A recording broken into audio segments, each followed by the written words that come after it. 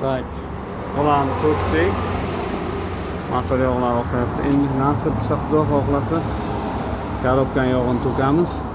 Mana korobkan yog'ini ham to'kdik.